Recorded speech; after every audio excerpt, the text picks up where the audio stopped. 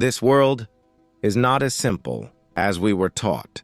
Across the earth, there are places that should not exist, not because they are myths, not because they are legends, but because of when they were built, long before modern tools, long before machines, long before history claims humans were capable of such things. And yet, they were real.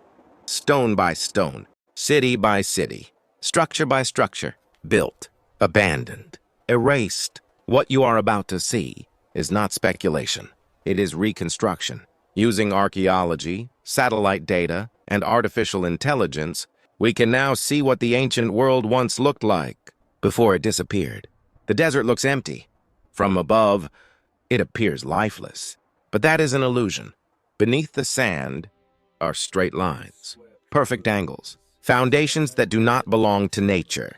This land was once home to a massive structure, not a camp, not a village, a designed city. Imagine standing here thousands of years ago. Where there is now silence, there was movement. Where there is dust, there were walls. Massive stone platforms rose from the ground, aligned with precision. Roads cut cleanly through the landscape. Water channels guided life through the city. This was not survival architecture. This was planning. The stones were shaped with intent, not broken, not stacked randomly. They were cut, measured, placed, each block fitting the next, as if guided by a blueprint. And then it vanished. AI allows us to reverse time. As the sand pulls back, the structure returns. Terraces reappear. Walls rise. The geometry becomes undeniable. This was a mega structure, built in a place where history says it should never have existed. And yet, here it was. The ocean hides more history than any desert ever could. Under kilometers of water are shapes that do not erode naturally. Straight edges, right angles, cities that drowned. As the sea reclaimed the land, beneath the waves lie stone corridors, collapsed doorways, platforms too precise to be natural. This was not a shipwreck. This was not erosion. This was urban planning. Imagine this coastline before the sea rose. Harbors carved from stone, buildings facing the water, canals guiding ships into the heart of the city. This place was alive. As AI reconstructs the ruins, the water recedes, walls emerge, docks reconnect. A coastal megacity appears, engineered to live with the sea, not fear it. And then nature took it back. The waves returned. The city disappeared, but the stone never forgot. Two structures erased by sand, one drowned by the sea. And already, history feels unstable, because these were not accidents. They were not temporary shelters. They were deliberate achievements. And the next two buildings make that even harder to ignore. From the air, it looks like nothing. Just another empty plateau. Rock, sand, silence. But look closer. The lines are too straight. Nature does not build like this. This structure was built where survival alone would have been difficult. No forests, no rivers nearby, no obvious resources. And yet, a massive platform complex once stood here. This was not a single monument. It was a system, multiple levels, stairways aligned with the sun, open plazas shaped to control wind and heat. This was not guesswork. This was environmental intelligence. The builders understood something critical. If you control airflow, you control temperature. If you control water flow, you control life. As the sand pulls back, the city returns. Stone terraces rise step by step, perfectly aligned, perfectly balanced, each level supporting the next, not crude stacking. Engineering. And this is where the problem begins. Because to build something like this, you need shared knowledge, shared planning, shared purpose. Over decades, possibly centuries, this was not a small group of people. This was an organized society that history barely remembers. Then, slowly, the wind changed. The climate shifted. Sand returned. Not violently, not suddenly. Patiently, until the city was erased. If the desert city challenges our ideas of environment, this one challenges gravity itself. High in the mountains, where cliffs drop thousands of feet. A structure was carved directly into the rock, not built on top, carved into it. The location alone is shocking. Steep slopes, thin air, extreme cold. And yet, stone corridors snake through the cliff face. Walls merge seamlessly with the mountain. This was not temporary shelter. This was permanent architecture. The builders knew something crucial. If you build with the mountain, not against it, the mountain becomes your defense. Now we see only fragments. Collapsed staircases, broken walls, nature reclaiming what was once precise. But even in ruin, the intelligence remains visible. As AI reconstructs the site, the fortress returns, terraces reappear, defensive angles become clear. This was not a palace. It was not decorative. It was strategic. But here is the strange part. There is no evidence of large battles, no mass graves, no weapon stockpiles. This fortress may not have been built to fight humans, but to survive time. Storms, earthquakes, environmental collapse. This was resilience architecture. And still, it fell silent. The corridors emptied. The mountain remained. History moved on. Look at what we have now seen. A desert megastructure, a sunken coastal city, a platform city in hostile land, a fortress carved into stone. Different environments, different cultures. Same thinking. These builders understood how to read the land, how to work with nature, how to plan beyond a single lifetime. This was not primitive humanity. This was experienced humanity, which leads to a dangerous question. If people could build like this, what else did they know? So far, every structure we've seen has pushed history out of alignment. But the next two buildings do something far more dangerous. They remove coincidence from the conversation. Because when scale becomes too large, planning too precise, and purpose too consistent, you can no longer say, maybe the ocean is quiet. From the surface, it looks endless and empty, but beneath it is order. Stone walls stretch across the seabed, not scattered, not random, aligned. Corridors extend in straight paths. Platforms sit at deliberate angles. This was not something that fell into the sea. This was something that was built before the sea arrived. Sea levels rise slowly, centimeters per year.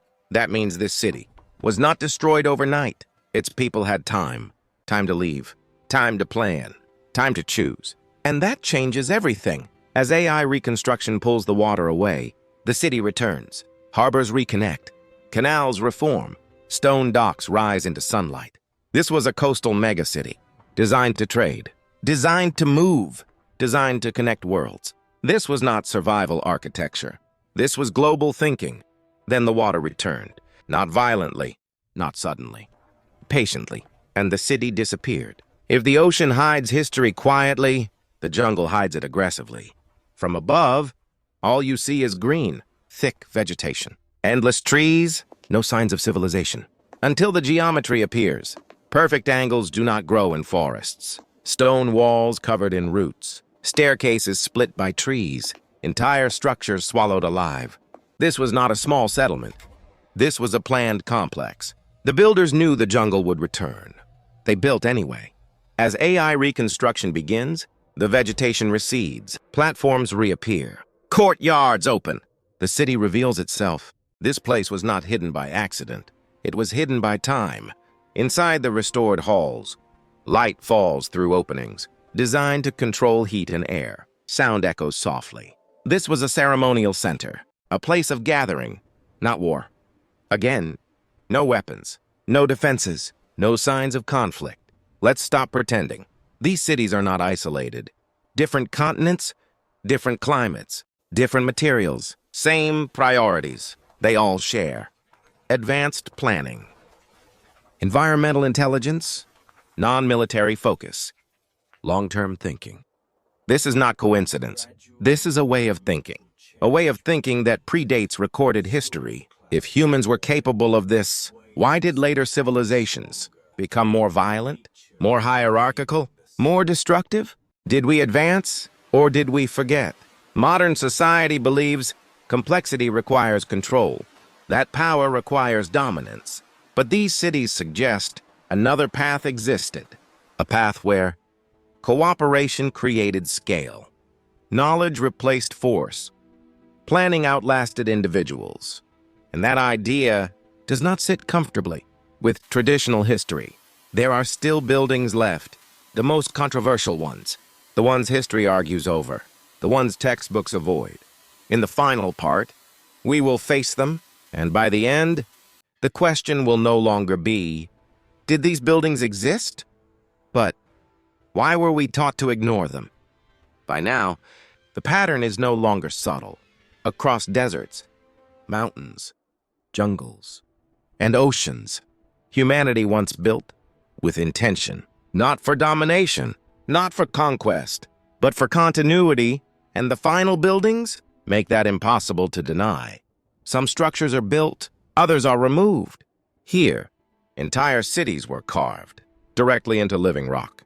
Walls, rooms, corridors, not assembled, excavated. This required planning. Before the first strike of stone, you cannot undo a mistake. When removing thousands of tons of rock, every cut mattered. As AI restores the city, doorways sharpen, facades reappear. The symmetry is undeniable. This was not desperation. This was confidence.